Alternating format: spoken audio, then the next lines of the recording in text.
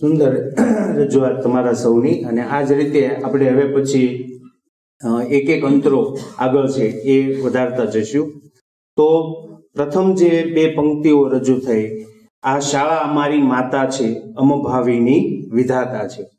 ગીતકાર એમણે અહીં શાળાની સરખામણી માતા સાથે કરી છે. જેમ બાળકના વિકાસમાં એના કુટુંબમાં માતાનું પ્રદાન, એમની ભૂમિકા એ સૌથી મહત્વની અને વિશેષ હોય છે, એવી જ રીતે સમાજમાં આ ભૂમિકા ભજવવાનું કામ શાળા કરે છે. તમે સૌએ એક કહેવત સાંભળી જ છે, મા તે મા, બીજા બધા વગડાના વાહ. તો આ કહેવતની જેમ જ શાળા પણ બાળકના વિકાસમાં અનન્ય ભૂમિકા ભજવે છે. અને એટલે જ ગીતકારે એમની સરખામણી મા સાથે કરી છે. જેમ એક માને પોતાનું બાળક દુનિયાના બધા જ લોકો કરતા એને સૌથી વધારે પ્રિય હોય, એવી જ રીતે એક શાળાની દ્રષ્ટિ દરેક બાળક માટે પણ આવી જ જોવા મળે છે. શાળા પ્રત્યેનો આ માતૃભાવ એ વિદ્યાર્થીઓ અને શાળા એમ બંનેના વિકાસમાં એ સબળો પુરવાર થાય છે. શાળાની અંદર ચાલતી શૈક્ષણિક અને સહશૈક્ષણિક પ્રવૃત્તિઓ દ્વારા અહીં વિદ્યાર્થીઓનું ઉજ્જવળ ભવિષ્યનું નિર્માણ થાય છે. અને માટે રચયિતાએ આગળ લખ્યું છે કે અમભાવીની વિધાતા છે. ભાવિ એટલે ભવિષ્ય, અને વિધાતા બાળકના જન્મ સમયે જે લેખ લખે છે એ વિધાતા. તો આવી રીતે શાળા એ બાળકોની અંદર રહેલી સુષુપ્ત શક્તિઓને એને ઓળખવામાં એ મદદરૂપ થાય છે. એમના વિકાસ માટે શાળા અનેક પ્રવૃત્તિઓ પૂરી પાડે છે અને એને સક્ષમ બનાવવાનું કામ કરે છે. આ શાળામાંથી અભ્યાસ કરેલા અનેક પ્રજ્ઞાચક્ષુ લોકો આજે સમધારણ સમાજની અંદર ઉચ્ચ કોટીનું સ્થાન બિરાજમાન કરી રહ્યા છે. એની પાછળ આ શાળા જીવનમાંથી એમને પ્રાપ્ત થયેલા અનુભવો છે. આમ તો એવું કહેવાયું છે કે અનુભવ એ જ સાચું શિક્ષણ. શાળા શું કામ કરે છે? શાળા એની અંદર ભણતા વિદ્યાર્થીઓને એ વિવિધ પ્રકારના અનુભવો પૂરા પાડે છે. સમાજમાં આપણે દ્રષ્ટિ નાખીએ તો એવા અનેક ઉદાહરણો છે. આપણી સંસ્થાની જ આપણે વાત કરીએ તો આપણા જનરલ સેક્રેટરી શ્રી સોનાણી સાહેબ, હસમુખભાઈ, કીર્તિદાબેન, ઋષિભાઈ, અંકિતાબેન, પરેશભાઈ, સંજયભાઈ, દીનાબેન, આ બધા જ આપણી સંસ્થાના વિદ્યાર્થીઓ છે. અને આપ જોઈ શકો છો કે એ કેટલું સુંદર કામ કરી રહ્યા છે. આ તો આપણે આપણી સમક્ષ છે એવા ઉદાહરણો જોયા. આપણે બહાર દ્રષ્ટિ કરીએ તો આપણી સંસ્થામાંથી ભણેલા આવા ઘણા બધા તેજસ્વી તારલાઓ, હમણાં નજીકમાં એક પ્રસંગ આવે છે ત્યારે આપણે એનું સન્માન પણ કરવાના છીએ. સમાજમાં ખૂબ સરસ મજાનું યોગદાન એ પોતે આપી રહ્યા છે. 6/1/1932 મંડાણ એના મંડાયા છે. આ સંસ્થાની સ્થાપના 6 જાન્યુઆરી 1932 રોજ થઈ છે. મંડાણ મંડાવવા એટલે શરૂઆત થવી. આ સંસ્થાનું મેનેજમેન્ટ, કર્મચારી અને વિદ્યાર્થી મિત્રો એમની મહેનતના પરિપાક સ્વરૂપે આપણે એક બહુ મોટી મંજિલ કાપી અને આપણે શતાબ્દી તરફ આગળ વધી રહ્યા છીએ. ત્યાર પછી ની બે પંક્તિઓ તરફ આપણે આગળ છે એ વધશું.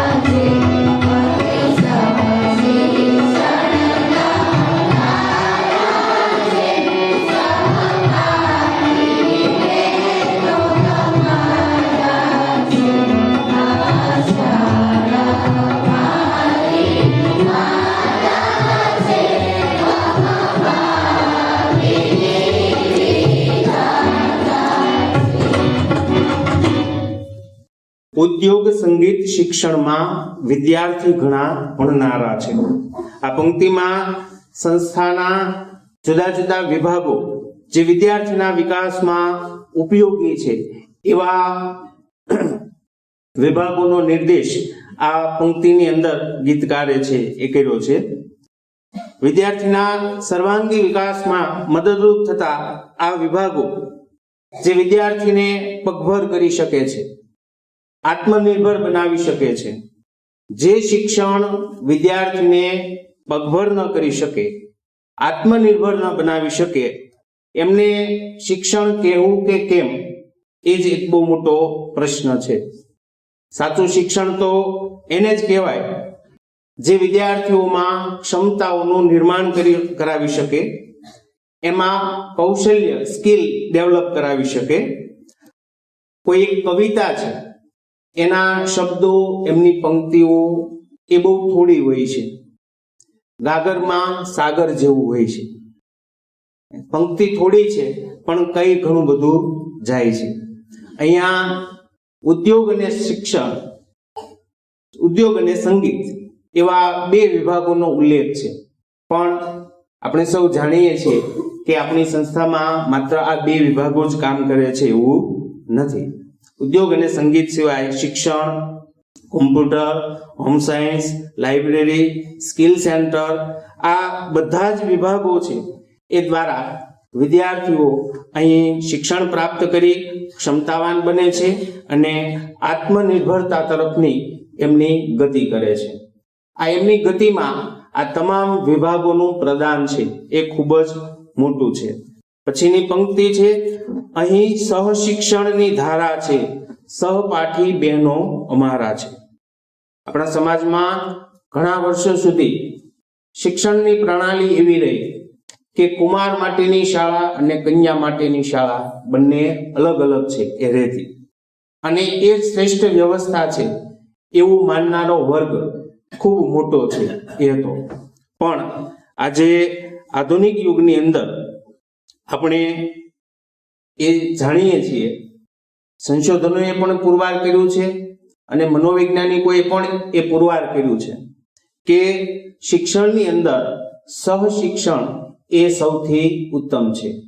અંગ્રેજીમાં એના માટે કો એજ્યુકેશન એવો શબ્દ વપરાય છે. એટલે હાલની અંદર તમે જોઈ શકો છો કે મોટાભાગની શાળાઓની અંદર સહશિક્ષણ આપવામાં છે એ આવે છે. તો આ સહશિક્ષણ શું કામ? તો સહશિક્ષણ એ વિજાતી વ્યક્તિઓને સમજવાની એક શ્રેષ્ઠ રીત પૂરી પાડે છે.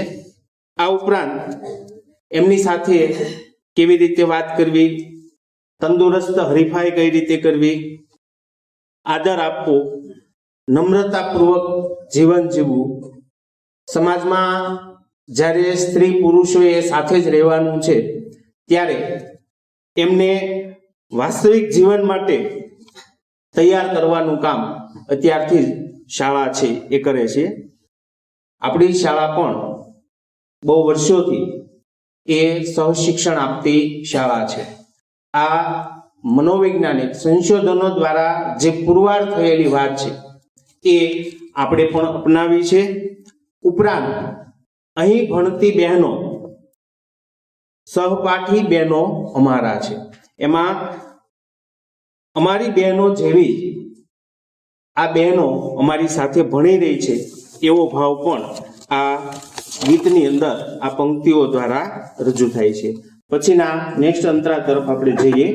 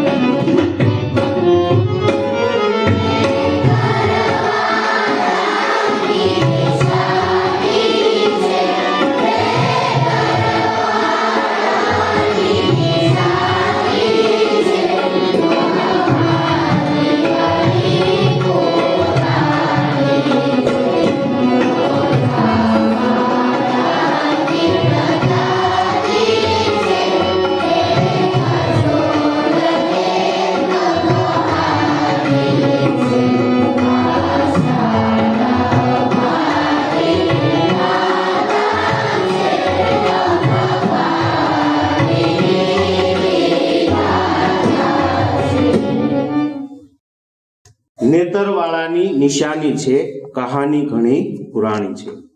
આ પંક્તિમાં લેખક કવિએ આપણી શાળાની સ્થાપનાના ઇતિહાસ વિશેની વાત મૂકી છે.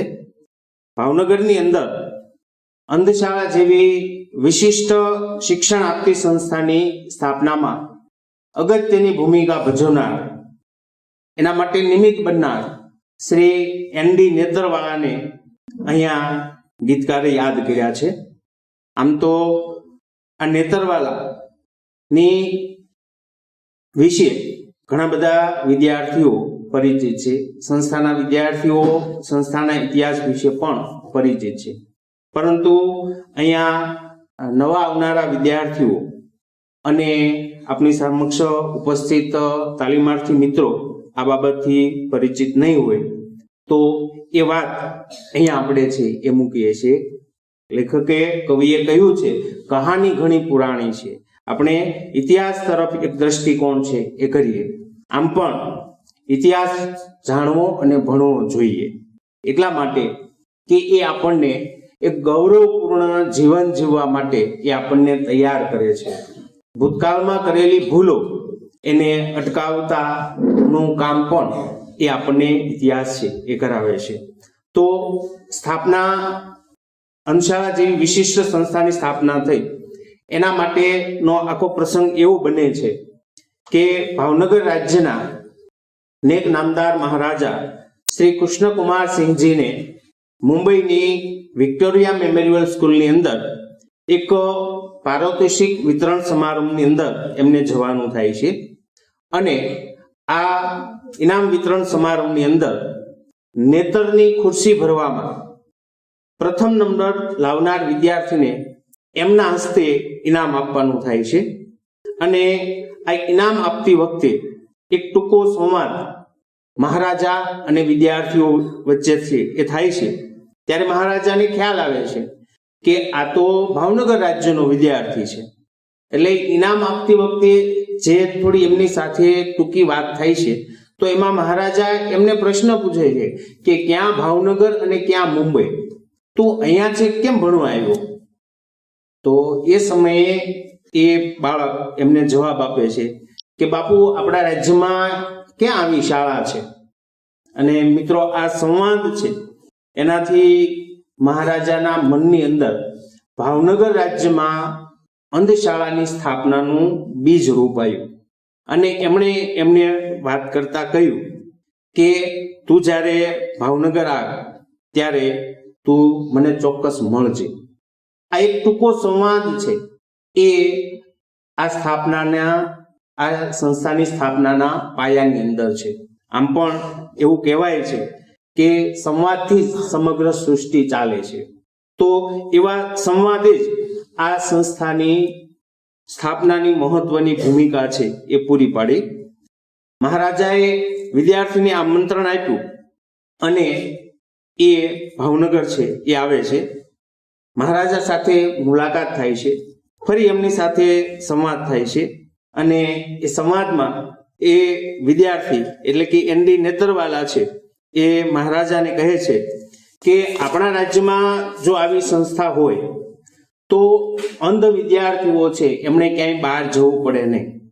આપણી સંસ્થામાં જ એ શિક્ષણ મેળવી શકે, એમના આધારે એમણે પગભર બની શકે, બીજાને આધારે એમણે પોતે જીવન જીવવું ન પડે.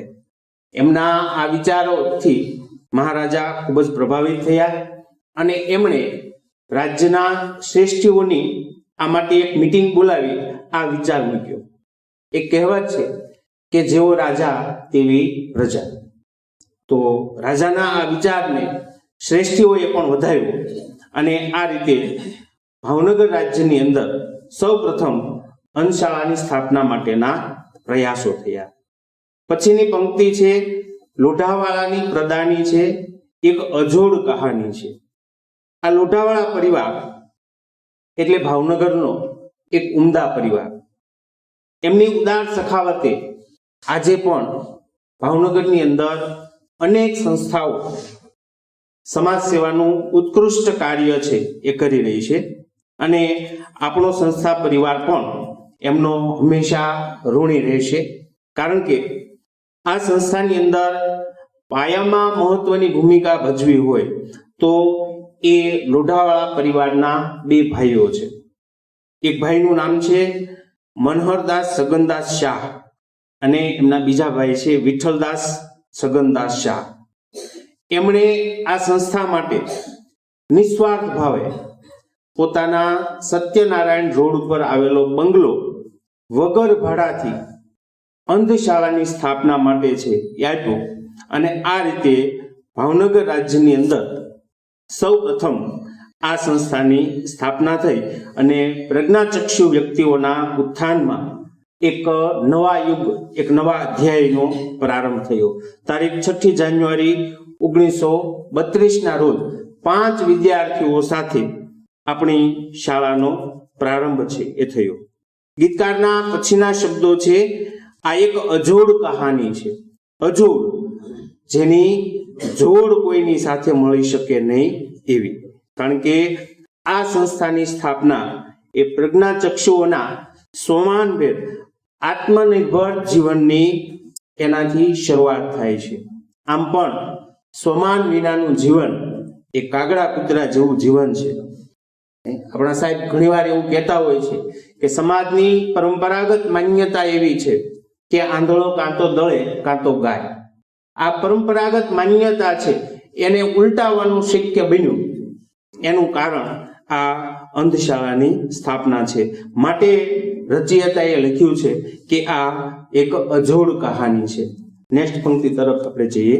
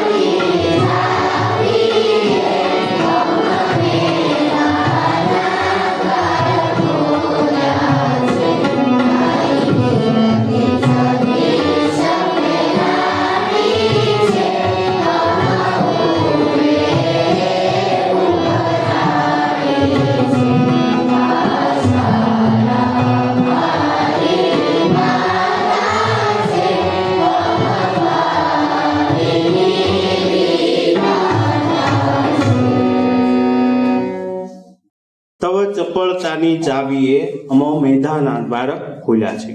આ પંક્તિમાં બાળક જેમ માતાની સાથે સંવાદ કરે એમ લેખકે અહીંયા સંસ્થા સાથે સંવાદ કર્યો છે. બદલાતી જતી પરિસ્થિતિઓને અનુરૂપ પ્રવૃત્તિઓ દ્વારા આવનારી કઠિન પરિસ્થિતિઓ માટે બાળકોને તૈયાર કરવાનું કામ જેમ માતા કરે છે એવું કામ શાળા છે એ કરે છે. આપ સૌ જાણો છો કે આપણી શાળામાં પહેલા કોમ્પ્યુટર જેવો વિભાગ હતો નહીં, સ્કિલ સેન્ટર જેવો વિભાગ હતો નહીં. આજે આ બંને વિભાગો છે. એ શું બતાવે છે કે આવનારી પરિસ્થિતિ માટે એ બાળકોને કઠિન પરિસ્થિતિઓ માટે તૈયાર કરવાનું કામ આ સંસ્થા છે એ કરે છે.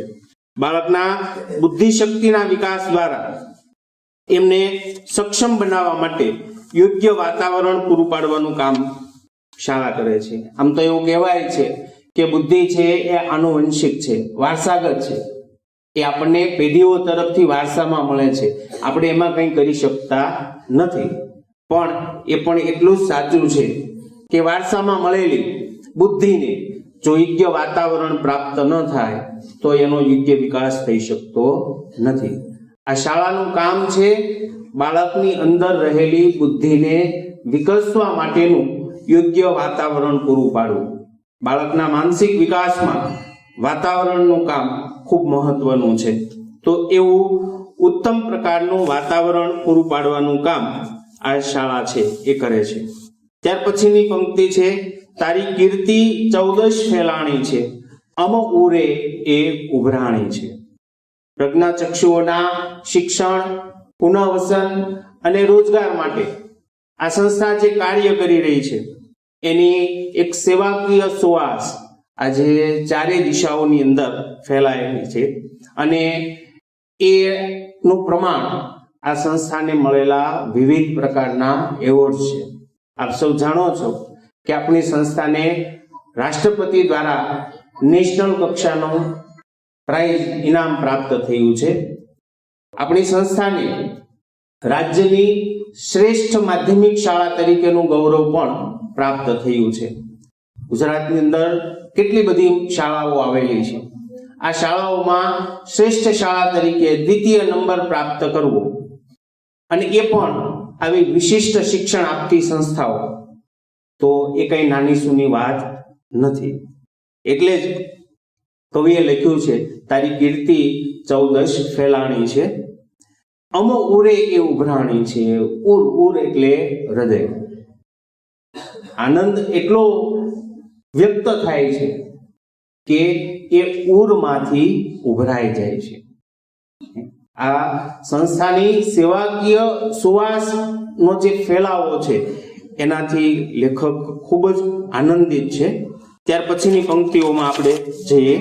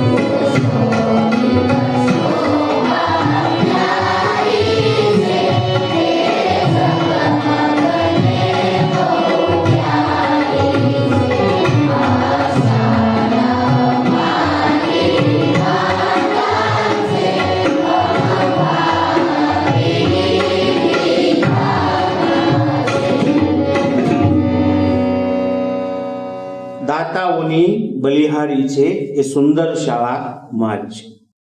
93 વર્ષોથી અવિરત વિવિધ પ્રવૃત્તિઓથી ધમધમતી આ શાળાને ટકાવવામાં સૌથી મહત્વની ભૂમિકા કોઈએ ભજવી હોય તો એ દાતાઓની ભૂમિકા છે. લેખકે આ પંક્તિઓ દ્વારા દાતાઓનો ઋણભાર અદા કરવાનો પ્રયત્ન કર્યો છે. દાતાઓની ઉદાર સખાવતે આ સંસ્થા બાગ બગીચા અને સ્વચ્છતા સાથે એક સુંદર વાતાવરણ ઊભું છે એ કરે છે. એક એવું ભાવાવરણ આપણી સમક્ષ મૂકે છે કે અહીં આવનાર કોઈ પણ સંસ્થામાં જ્યારે પગ મૂકે છે ત્યારે પહેલી જ નજરે આ સંસ્થા એના હૃદયને સ્પર્શી જાય છે. તો આ સંસ્થાના વિકાસમાં દાતાઓની ભૂમિકા સૌથી અગત્યની છે. એ વાત દ્વારા એક નાનકડો ઋણ અદા કરવાનો પ્રયાસ લેખકે આ પંક્તિઓ દ્વારા છે એ કર્યો છે. પછીની પંક્તિમાં સુશોભિત શોભા ન્યારી છે એ ઝગમગને બહુ પ્યારી છે. અનેક પ્રજ્ઞાચક્ષુઓના જીવનને સાકાર કરનારી આ શાળા એ લેખકની પણ શાળા છે. આપ સૌ જાણો છો કે સોનાણી સાહેબ અહીંયા જ ભણ્યા છે અને આજે આ સંસ્થાનું સુકાન તેઓ સંભાળી રહ્યા છે. લેખકનું ઘડતર અને ચણતર પણ અહીં જ થયું છે અને એટલે જ અંતમાં એ શાળા પ્રત્યે માતા ભાવ, પ્રેમ ભાવ વ્યક્ત કરતા એ લખે છે કે ઝગમગને બહુ પ્યારી છે. આ શાળા ગીતની અંદર લેખકને પોતાને શાળા પ્રત્યે જે ભાવ થયો છે એમને મેં શબ્દ દ્વારા વ્યક્ત કરવાનો પ્રયત્ન છે એ કર્યો છે. શબ્દો છે એમના દ્વારા ભાવની અભિવ્યક્તિ એ ખૂબ મુશ્કેલ છે. ભાવ એ અનુભવવાની વસ્તુ છે અને એનું વર્ણન શબ્દોથી કરવું એ શક્ય નથી. શબ્દોની આ એક મર્યાદા છે, છતાંય એક ભાંગ્યો તૂટ્યો પ્રયાસ કર્યો છે. ક્યાંય લેખકના મનોભાવોને પૂર્ણ રીતે વ્યક્ત ન કરી શક્યો હોય એવું બની શકે. લેખક અહીંયા હાજર નથી, પણ એમની ક્ષમાયાચના સાથે વિરમું છું. અસ્તુ.